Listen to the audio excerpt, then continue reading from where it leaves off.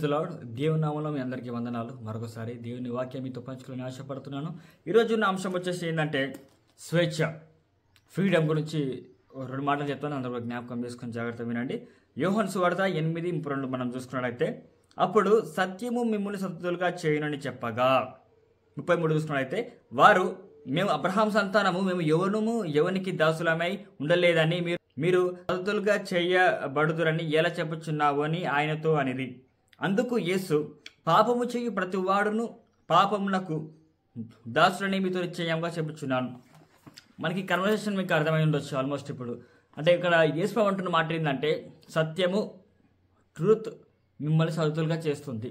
సత్యము అన్న ఆ పదము ఎవరికి వస్తుంది అంటే, ఎవరు సత్యవంతుడు అంటే, బైబిల్ మొత్తంలో కూడా సత్యంగా జీవించిన వ్యక్తి, సత్యవంతుడు అని పేరు వచ్చిన వ్యక్తి ఎవరు అంటే మన యేసు ప్రభు ఒకడే.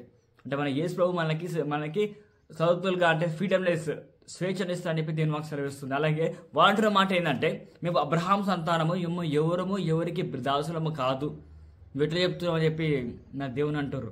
అప్పుడు దేవుని అంటున్న మాట ఏంటంటే, లోకంలో ఉన్న ప్రతి వాడు కూడా పాపానికి దాసుడై ఉంటున్నాడు. లోకంలో ఉన్న ప్రతి ఒక్కరు కూడా వాళ్ళు అనుకోవచ్చు, నేను ఎవరికి దాసుని కానీ, నాకు కోట్ల ఆస్తి పరులు, నేను ఎవరికి దాసుని కాదు అని అనుకోవచ్చు నువ్వు. కానీ ఏదో ఒక అడిక్షన్ నువ్వు ఫాలో అవుతున్నావు, ఏదో ఒక అడిక్షన్లో నువ్వు ఉంటున్నావు. అంటే అది నువ్వు పాపానికి నువ్వు దాసునై ఉంటున్నావు. అంటే ఆ అడిక్షన్కి నువ్వు దాసునై ఉంటున్నావు. ఆ దేవుడు అంటున్న మాట ఏంటంటే, నేను ఆ స్లేవరీ నుంచి నేను నీకు విడుదల దయచేస్తాను చెప్పి దేవుడు అంటున్నాడు. నేను దీని మీద ఒక చిన్న ఉపమానం చెప్తాను, అందరూ కూడా జాగ్రత్త వినండి. ఒక తండ్రి అలాగే ఒక కూతురు ఇద్దరు కూడా ఉన్నారు. ఆ కూతురు ఏం చేసిందంటే, తన స్నేహితులతో కలిసి ఒక ఛాలెంజ్ చేసిరంట. ఏంది ఆ ఛాలెంజ్ అంటే, నేను అడవికి వెళ్ళి అక్కడ ఒక రాత్రి మొత్తం కూడా అక్కడ నేను ఉంటాను, అక్కడ నేను కూర్చొని ఉంటాను, కళ్ళకు గంతలు కట్టుకొని అక్కడ కూర్చొని ఉంటాను అని చెప్పి ఆ కుమార్తె వాళ్ళ ఫ్రెండ్స్తో ఛాలెంజ్ చేసి, ఆ కుమార్తె అన్న విధంగానే ఆ రోజు రాత్రి ఒక చీర వేసుకొని ఆ అడవిలో మధ్యలోకి వెళ్ళి అక్కడ కూర్చొని కళ్ళ గంతలు కట్టుకొని అక్కడ రాత్రి మొత్తం కూడా అలాగే కూర్చొని ఉన్నది. ఆ కుమార్తె ఆ రాత్రి మొత్తం కూడా అలాగే కూర్చొని ఉన్నది. ఆ అమ్మాయి అక్కడ చూసుకున్నైతే పొద్దున టైం అయింది. మీరు ఒకసారి ఇమాజినేషన్ చేసుకోండి. అడవిలో ఒక రాత్రి మొత్తము కూడా ఒకే ప్లేస్లో కూర్చొని ఉంటే ఏమేమి వినిపిస్తాయి? ఆమె ఒకటి కళ్ళు మాత్రమే ఆమె మూసుకుంది, కానీ చెవులు మాత్రం ఓపెన్ ఉన్నాయి. సో ఆమె అన్నీ కూడా వినగలుగుతుంది. అడవిలో మనం చూసుకున్నైతే క్రూర జంతువులు ఉంటాయి, సింహాలు కానీ, నావుపాములు కానీ, అలాంటి క్రూర జంతువులు మనం చూడొచ్చు. అన్ని శబ్దాలు కూడా ఆమె వింటూనే ఉన్నది.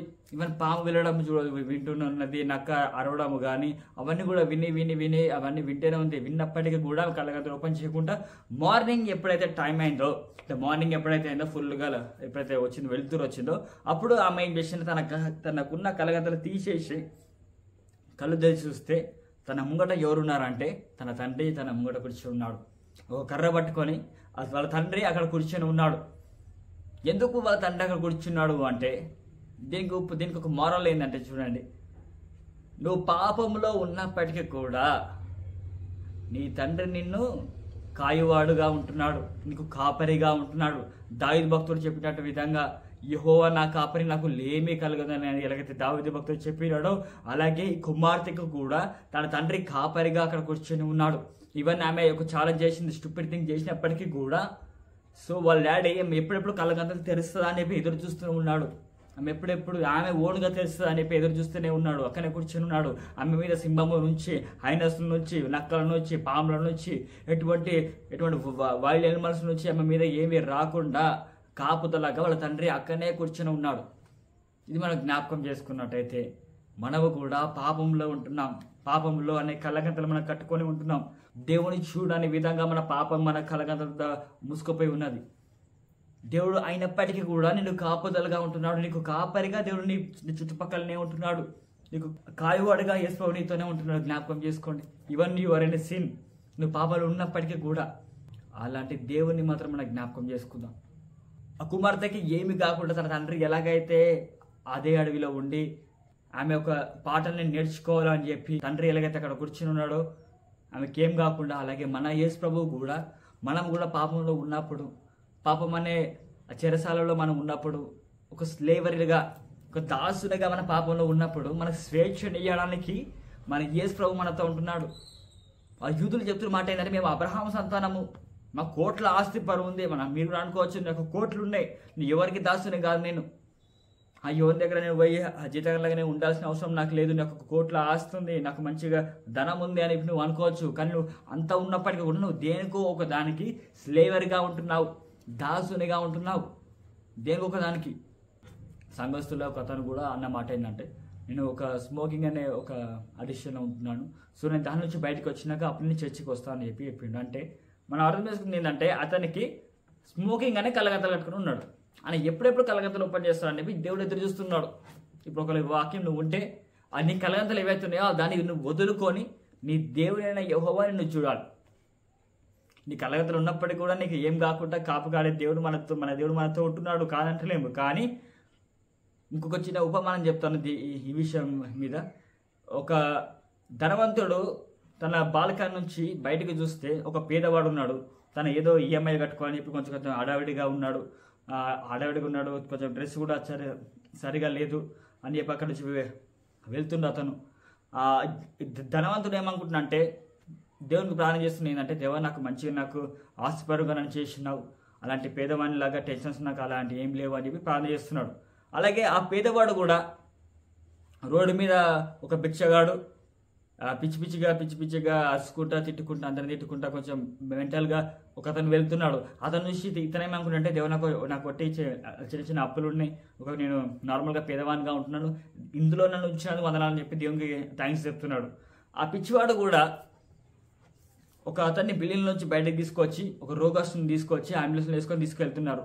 అతనికి రోగం అవి ఉన్నాయి కాబట్టి అంబులెన్స్లో తీసుకెళ్తున్నారు. ఈ పిచ్చివాడు ఏమనుకుంటున్నా అంటే, నాకు కాలు చేతులు అంతా మంచిగా, నాకు మంచిగా ఆరోగ్యంగా ఉన్నాను, నాకు ఏమి కాలేదు, నాకు ఒకటి మా మైండ్ బాగాలేదని చెప్పి అని ఇతను అనుకుంటున్నాడు.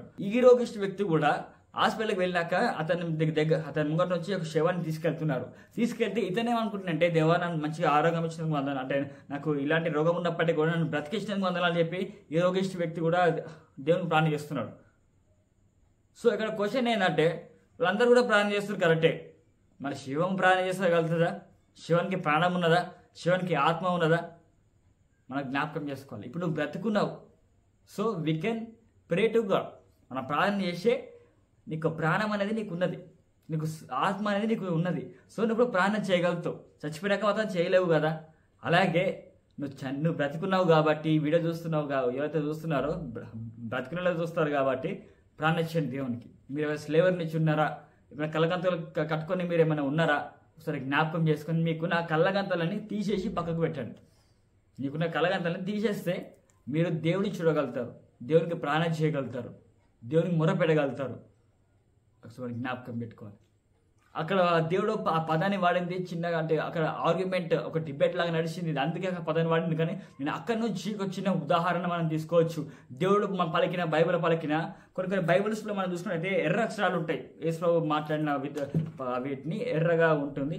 అలాంటి బైబిల్ మెయింటైన్ చేయడం చాలా మంచిది నా ఉద్దేశంలో. ఎందుకంటే దేవుడు మాట్లాడిన ప్రతి ఒక్క మాట కూడా ఒక మీనింగ్ఫుల్, ఒక డెప్త్ఫుల్గా ఉన్నది. అలాంటి మాటలని మనం చూడాలనుకుంటే ఆ రెడ్ బైబిల్ అసలు మనం మెయింటైన్ చేస్తే మన దేవుడిని మాటలని మనం క్లియర్గా అర్థం చేసుకోగలుగుతాం. అందరూ కూడా కళ్ళు మూసుకున్నట్టయితే చిన్న ప్రార్థన చేస్తున్నది. అందరూ కూడా కళ్ళు మూసుకున్నట్టయితే, తండ్రి కుమార పరిశుద్ధాత్మ రాజ్యానికి వందనాలు స్తోత్రాలు చేయించుకుంటున్నాము తండ్రి. దేవా ఈరోజు నేను వాక్యము చెప్పడానికి నాకు మంచి ఆరోగ్యం ఇచ్చిన వందనాలు చేయించుకుంటున్నాను ప్రభు. అలాగే తండ్రి దేవా చెప్పిన వాక్యాన్ని ఒకసారి జ్ఞాపకం చేసుకొని వేడుకుంటున్నాం తండ్రి దేవా. వింటున్న ప్రతి ఒక్క బిడ్డని మీరు దీవించుకొని వేడుకుంటున్నాం ప్రభావ. ఎవరైతే తండ్రి దేవా అలాంటి స్లేవరీ నుంచి తండ్రి దేవా ఉంటున్నారో ఒకసారి వాళ్ళకి జ్ఞాపకం చేసుకొని వేడుకుంటున్నాం తండ్రి దేవా. వాళ్ళకున్న ఆ స్లేవరీ అలాంటి కళ్ళగంతలు ఏమైతే ఉన్నాయో ప్రభావ అవి పక్కకు పెట్టి మిమ్మల్ని చూసే కళ్ళు వాళ్ళకి దయచేయమని వేడుకుంటున్నాము తండ్రి. అలాగే తండ్రి దేవా ఆ ధనవంతుడు, ఆ పేదవాడు, ఆ పిచ్చివాడు, అలాగే ఆ రోగిష్టి వాళ్ళంతా కూడా ప్రాణం చేస్తున్నారు ప్రభావ. కానీ చనిపోయిన శవం మాత్రం ప్రాణం చేయలేదు తండ్రి. అలాగే ప్రభావ మేము కూడా ఇప్పుడు బ్రతికి ఉన్నాము తండ్రి. మీతో మాట్లాడే గొప్ప స్వేచ్ఛ మాకు ఇచ్చిన వందలా చేయించుకుంటున్నాను ప్రభావ. అలాగే తండ్రి మేము కూడా మీకు ప్రాణం చేస్తున్నాం తండ్రి దేవా. మేమేమో స్లేవర్ నుంచి ఉంటే ప్రభావ యూట్యూబ్ చూస్తున్న ప్రతి ఒక్క బిడ్డలు తండ్రి వాళ్ళతో స్లేవర్గా ఉంటున్నారో తండ్రి ఒకసారి వాళ్ళని జ్ఞాపకం చేసుకుని వాళ్ళకున్న స్లేవర్నెస్ని తండ్రి దేవా మీకు విడుదల దయచేయమని వేడుకుంటున్నాం తండ్రి దేవా. మీరు ఆల్రెడీ చెప్పిన వాక్యం ప్రకారము ప్రభువా స్వేచ్ఛనిస్తాను తండ్రి దేవా. మీ వాక్యం సెలవిస్తుంది తండ్రి. అదే రీతిగా ప్రభువాకి స్వేచ్ఛ మీద దయచేయమని వేడుకుంటూ యేసునామములో వేడుకుంటున్నాం తండ్రి. ఆమేన్ అండ్ ప్రైజ్ ది లార్డ్. అలాగే మేము పెట్టే ప్రతి ఒక్క వీడియో మీకు నోటిఫికేషన్స్ రావాలంటే Please to subscribe and thank you and may God bless you.